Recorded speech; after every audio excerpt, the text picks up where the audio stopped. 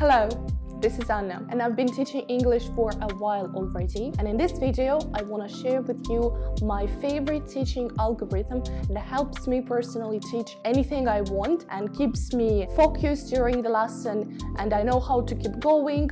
I know how to start, how to continue, and how to finish my lesson. If you feel struggling with teaching in the beginning of your career, this algorithm is very helpful to you to just feel a little bit more confident, because you know what point you start from and how to move on with your lesson. So this video is useful both to teachers of English, to teachers of physics, math, biology, or any other language and subject, since this video is a theoretical overview on this algorithm, because it really helps any teacher, because it's mostly like a lesson plan algorithm. These are stages of each lesson, of each and every lesson that exists in the world. So I hope it will be useful to you. And yeah, repeat that again, that it's mostly a theoretical overview.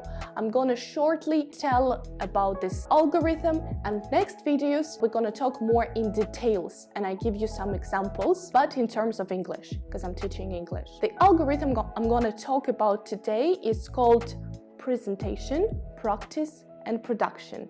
PPP. What does that mean? Presentation, practice, and production are stages of each and every lesson. And we start our lessons usually with presentation. Presentation means that you present information somehow in a way that you feel is comfortable to you, is appropriate, and as a teacher, it's up to you to decide how to present the information. You can use the whiteboard, you can write something on a board, you can draw something on a board, you can give examples of some stories from your life or anything. You can just give a lecture, you can just talk as much as you want to present something. You can ask questions, you can play some games to present the information. So there are so many different options how to present, and mostly it's up to you to decide how to. But mind that presentation is not just the stage that you just come into the classroom and say, okay, today we start talking about present perfect. Open your book at page 49. It's not working like that.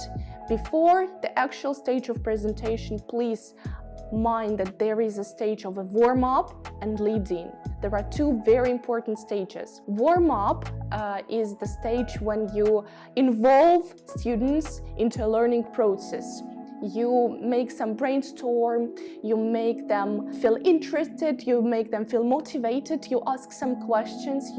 If it's English, you can ask like, oh, how are you? How was your day? What were you doing today? You can play some games or anything. And then after warm up, after you feel your students are involved, are ready to work, you can move on to the leading.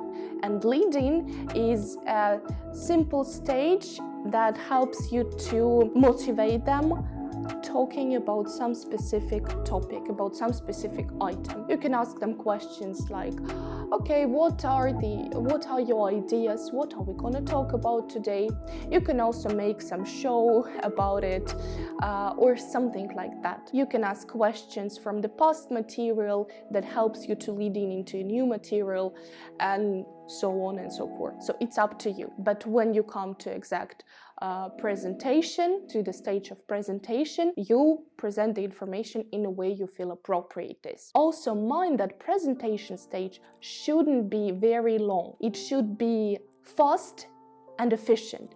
It should tell as much as possible in a short period of time. And mind that if you work with young learners, presentation stage should be as small as possible, because the time young learner can concentrate is very small, and we have to mind that. If you work with adults or teenagers and you have to explain more complicated items, it takes more time, but also mind that it should be interesting, involving, motivating, and you should take their attention. You should grab their attention, because concentrating is very, very difficult, especially nowadays during the COVID time, since the concentration ability is lost somehow. That's what I'm experiencing with my students and also with myself. We had our presentation, we presented information, we talked about something, we showed some videos, we discussed something. Now we go to practice stage. So what is practice stage and how should it work?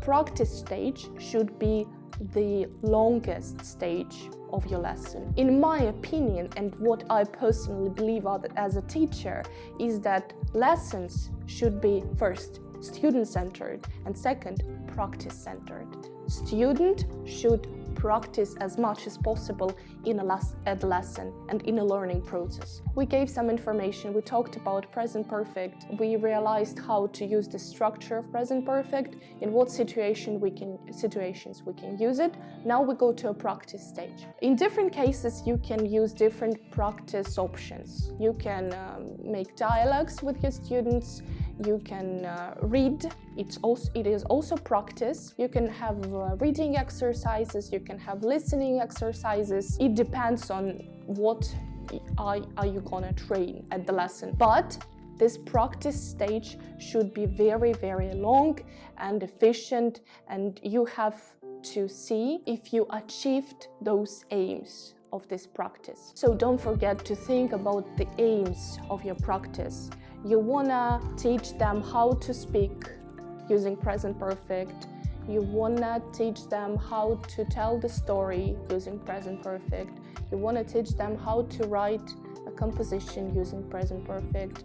You wanna teach them anything else.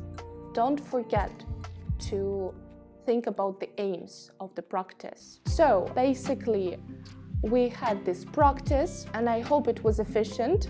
It was as much as possible. You also explained something during the practice. It is also possible that practice and presentation stage somehow interfere into each other because students ask some questions, some misunderstanding is arising. It's okay. What is production? This is the last stage, and this is the stage when students are able to produce their knowledge, to use their knowledge outside the classroom or in the classroom later on during the learning process. So this is called production. In general terms, production is just when I go to a cafe and I can order something, or I'm in the bar with someone talking about my past experiences using present perfect. This is how we can understand this production stage in general terms. In general, that's all. I hope you had an overview on this presentation, practice and production stages of the lesson. Please keep in mind that they are very important and they really help you to keep going. They really help you to be exactly sure what am I start with, what am I doing next, and how do I finish.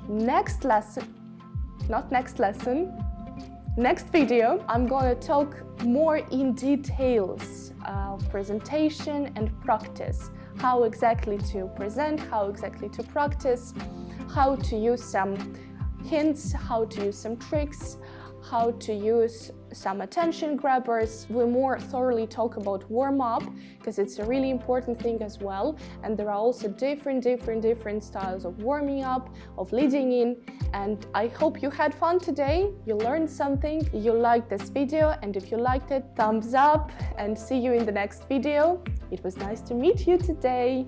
Bye!